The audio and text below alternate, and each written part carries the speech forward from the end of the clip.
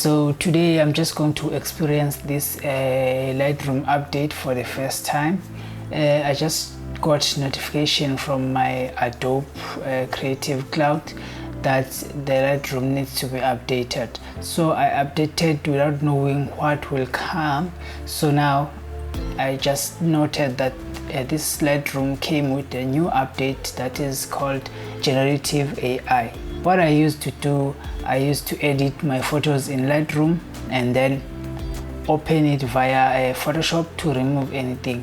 So now I don't have to do that option. The option is just there on Lightroom so that I can use it. So without wasting your time, let's get started and see how this Generative AI does work.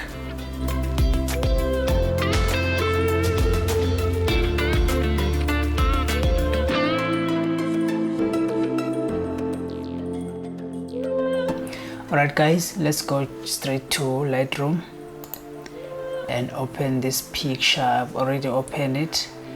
This is the picture that I want to use this Generative AI. So what I'm going to do, let me just zoom it a little bit. Okay, what I want to do here is to remove these people here. Even everyone can notice that this picture have the people behind. So these people, I don't like it. They are a little bit of distraction.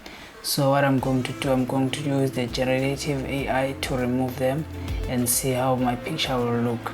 So as I've said that this is my first time, let's just get started and see how it's going to this Generative AI is going to work. So I'm going to zoom a little bit. Okay, let me start with the one that doesn't require much of the effort. This one, this is a person, so I just want to remove this because anyone can notice, but even if you can't see who is that person, but in this picture I think this person is a little bit of distraction. I'm going to remove this person. So let's just click and hold and see how this Generative AI is going to work on this one. They said that you must select a little bit more so that a Generative AI can work a little bit perfect. So I will, I have selected my subject for removal. So what's the next step? Apply. Now let me just make apply. Okay, I don't know how it's going to look, but let's see. 3, 2, 1. 3, 2, 1. Go to variation to remove option. No, it's fine. Let's just see how it's going to work. Wow guys, what is this? This is perfect. Wow. Let me go to this one and see. Alright, let's go to this little bit challenging one, but let's see how this Generative AI will work on this one. I'm going to increase my brush size to at least 17 and select this subject for removal. Click and hold.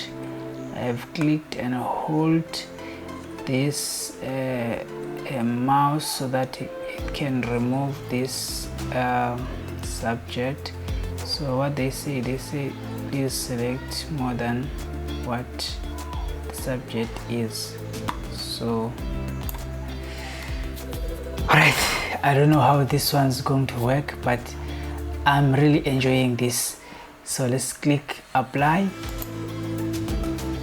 Let's wait a little bit and see the results. Guys, this Generative AI is the best. You see, I can't even see now if there was a person there or not. Look at this guys, this is very good. Okay, one more one more and then we are done with this video. Let me remove this one now. As you can see that this is a person in the skirt and some sort of foot here. Let me select this. Yes, I don't want to remove, don't want to select my hair, my subject's hand. So okay, I've selected it. Let's see how it's going to look. 2, 1. Guys, this is perfect. This is perfect. Look at this, guys, look at this. This is perfect. So now I can just go back to my and then export this image as my liking because it's perfect. Okay, export, use unique, and then done. So I understand some people might go extra mile to remove the object, but for me it's just those little bit of touch-ups to remove the objects. For example, people that are in the background, you know, some simple stuff, not too much. So as you can see, this picture is just perfect now. Thank you so much for watching. Don't forget to subscribe and like and comment. See you on the next one. Sharp.